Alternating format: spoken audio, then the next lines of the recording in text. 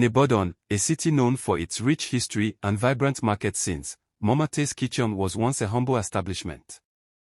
Tucked away in a narrow alley just off the bustling Mokola market, it had nothing remarkable about it. A small building with peeling paint and faded signage, the restaurant was a mere afterthought for the daily passers-by. Momate, whose real name was Ayaton Adeyemi, had lived a modest life before the change. She had raised her children on the little income from her struggling food business, making barely enough to survive. But when her husband, a farmer, died suddenly from a snake bite, she was left with nothing but her resilience and a burning desire to provide for her children. One evening, desperate and barely able to keep the lights on, she heard of Baba Orogon from a friend. Baba Orogon was a revered but feared native doctor who lived on the outskirts of Ibadan. It was said that he could grant immense wealth, but at a cost. No one truly knew what that cost was, but those who had been to him never came back unchanged. With nothing left to lose, Momate went to see him. She found Baba Orogon sitting in the shadow of a massive baobab tree, his face hidden beneath a thick veil of smoke from incense. His hut smelled of herbs and something ancient, like the earth itself. He listened to her story, then gave her a small, intricately carved calabash and a simple instruction. Feed them from yourself, and they will never stop coming. The words echoed in her mind as she left, the calabash burning in her hands. Her first meal after the visit was the usual, a plate of omlo with yudu and goat meat stew. But she added something to the pot that day, a few drops from the calabash. The moment the food was served to her first customer, an old man named Baba Ig, something strange happened. He took a bite of the omlo, paused for a moment, and then asked for a second serving and a third. Within an hour, the man had eaten 3 full plates, his belly swollen but still yearning for more. Momate, unsure of what had just happened, watched as the man paid her triple the normal price and left. The next day, the same customers returned, with more people joining. Word spread quickly that Momate's food was more than just delicious, it was addictive. As the weeks passed, her small restaurant transformed into the most talked about eatery in Ibadan. People came from far and wide, some from distant villages, just to taste the food. The money flowed in so fast that she couldn't keep track of it. She expanded the restaurant, hired more cooks, and even opened a branch in the city center. But as her wealth grew, so did her unease. Every morning, when she cooked, she would remember Baba Orogon's words, feed them from yourself. But she was starting to feel the toll it took.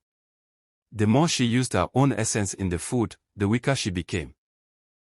She began to lose weight rapidly, her once vibrant skin became thin and pale, and her hair, once thick and black, began to thin and turn grey.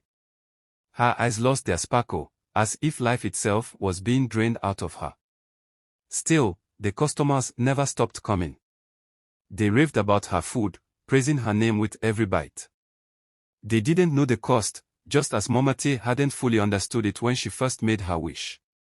The more she fed them, the emptier she felt inside. One night, a young kitchen assistant, Sei, began to notice the strange rituals. She had been working for Momate for months and had come to admire her, but something felt off. She began to hear whispers among the workers, strange things about the ingredients, the smell of the food, and the unsettling presence of a force that seemed to lurk in the air. Curious, Sei decided to stay late one night, hiding behind the kitchen door. What she saw made her blood run cold. Momate, after preparing the ingredients, had taken out a small vial from the calabash Baba Orogon had given her. With a steady hand, she poured a few drops of her own urine into the pot, murmuring something under her breath.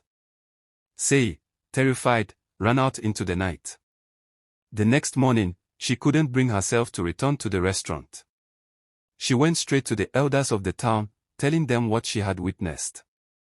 The elders were shocked, and word spread quickly, reaching the ears of the same customers who had been so devoted to Momate's food. The backlash was swift. People who once adored her now recoiled in horror. The same customers who lined up for hours now refused to enter her restaurant. The very thing that had brought her wealth, the secret of her cooking, had turned against her. The people who had once praised her were now whispering that she had betrayed them.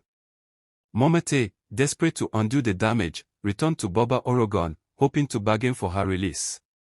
The native doctor's hut was empty when she arrived, but the old man's voice echoed from the shadows. "You wanted riches, Ayaton," he said, his voice colder than the wind. "And you got them. But the hunger is yours to bear. You fed it, and now it feeds on you." His words echoed in her mind as she left, broken and empty. She returned to her once thriving restaurant, but it was no longer the place of magic it had been.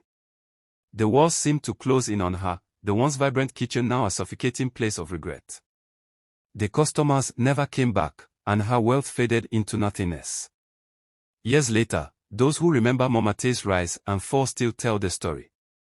Some say her ghost still wanders the abandoned kitchen at night, stirring pots that never boil, waiting for the next poor soul to make the same mistake. And though the alley where her restaurant stood is now quiet, every now and then, the faintest scent of her famous stew drifts on the wind, beckoning those who are curious or desperate enough to follow.